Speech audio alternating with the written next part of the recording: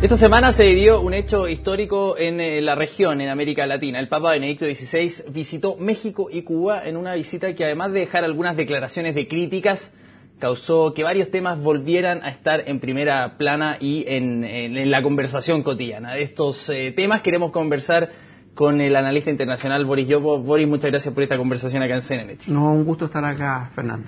Boris, ¿cuál cree usted que es el motivo de que el Papa haya elegido México y Cuba más allá de lo formal, ¿cierto? ¿Cuáles serían esas explicaciones que hay detrás? Bueno, yo creo que lo primero que habría que destacar es que no hay que olvidar de que América Latina es el continente donde hay más católicos en el mundo. Y hoy día la Iglesia Católica está, por decirlo así, compitiendo con otras religiones a nivel global. Y es muy importante que consolide la influencia en un continente que tiene más de 400 millones de personas y donde también hoy hay una comunidad latina importante en Estados Unidos. Y no había venido el Papa a América Latina, era importante que hiciera una visita, y ahí hay dos países que son claves por la envergadura que tienen, desde el punto de vista de ser potencias regionales, pero también desde el punto de vista de la cantidad de población que tienen, que es México y Brasil. Entonces, México era una visita ineludible, por lo menos México, en una gira a América Latina muy importante. Y el tema de Cuba es importante porque yo creo que en el Vaticano hay una preocupación respecto a lo que va a ser la transición cubana en los próximos años. Y en esa medida yo creo que el Vaticano y el Papa consideró importante, por razones, digamos, de alta política internacional, poder venir a Cuba y mantener un vínculo con las nuevas autoridades cubanas, porque claramente, como lo vimos en las imágenes de hoy, de estos últimos días, el Fidel Castro es una persona que está bastante enferma, y eso se vio en las imágenes en la televisión, y había que establecer un vínculo con el nuevo gobernante, el hermano Raúl Castro.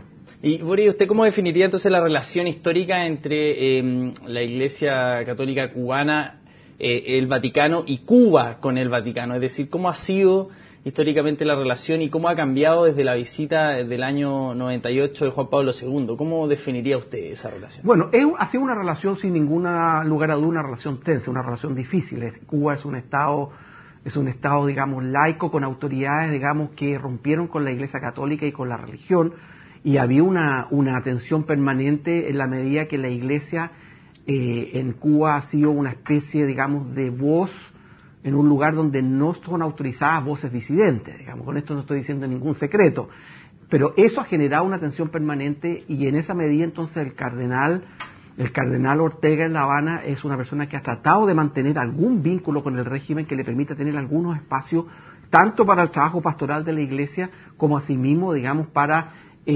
suavizar algunas medidas que el régimen cubano pueda adoptar.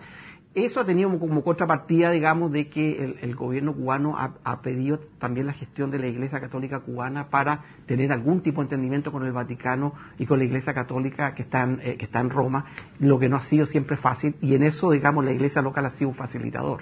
Y en ese sentido, ¿qué deja la visita del Papa Benedicto XVI a Cuba? Quizás un poco más en los mensajes que entregó, diciendo Cuba y el mundo necesitan cambios, hay que abogar por la necesidad también de renovación. ¿Hacia qué apuntan específicamente esos dichos, y si es que eso se concreta de alguna manera, o son solo declaraciones que quedan ahí, que obviamente recogemos los medios de comunicación, pero que después no tienen ninguna implicancia más directa? Yo creo que el Papa, no hay que olvidarse que el Papa es simultáneamente una autoridad moral en el mundo, pero es también un jefe de Estado. Y el Papa, yo creo que entiende los límites de lo que se puede hacer en Cuba hoy. O sea, en eso, en la política internacional, impera mucho el realismo político. ¿Cuánto es lo que yo puedo hacer?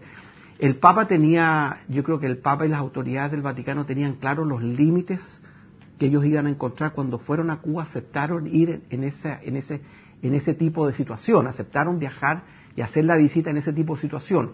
Estos límites, por ejemplo, quedaron claramente reflejados en el hecho de que, contrariamente a lo que había pedido el exilio cubano, el Papa no se reunió con disidentes ni se reunió con las damas de blanco, y si se reúne, por ejemplo, si hace una visita al expresidente Fidel Castro.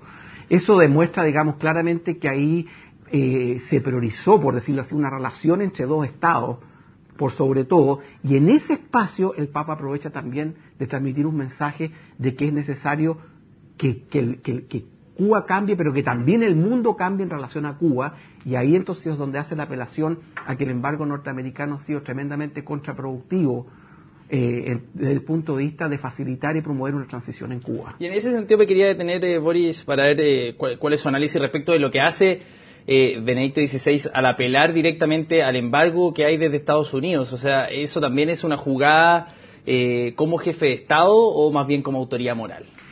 Yo diría que en ese caso son las dos cosas. Yo creo que en algunas decisiones políticas a nivel